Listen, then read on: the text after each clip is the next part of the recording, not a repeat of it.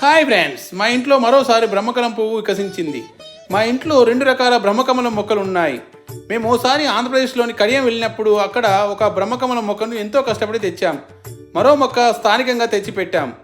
శుభప్రదంగా భావించే బ్రహ్మకమలం పువ్వు విశిష్టత గురించి తెలుసుకుందాం. ఇది ఖగోళ పుష్పం. కేవలం రాత్రి వేళ మాత్రమే వికసిస్తుంది. దీనిలో అనేక ఔషధ గుణాలున్నాయి. బ్రహ్మకమలాన్ని ఉత్తరాఖండ్, కేదార్నాథ్, హేమాకుండ్ సాహిబ్, తుంగా నదులలో ఎక్కువగా కనిపిస్తాయి. ఈ మొక్కలు చాలా విలువైనవి. దీన్ని ఆధ్యాత్మిక పుష్పంగా పరిగణిస్తారు. బద్రీనాథ్ పుణ్యక్షేత్రంలో విష్ణువు, కేదార్నాథ్ పుణ్యక్షేత్రంలో శివునికి సమర్పిస్తారు.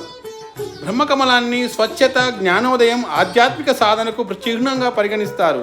హిందూ పురాణాల్లో గణేశుడి శరీరం పైన ఏనుగు తలను ఉంచడంలో శివుడికి సహాయపడేందుకు బ్రహ్మదేవుడు బ్రహ్మకమలం పుష్పాన్ని సృష్టించాడని చెబుతారు. పువ్వు తన రేకుల నుంచి జీవిత అమృతాన్ని శరీరంపై పడేసి జీవం పోస్తుందని నమ్ముతారు.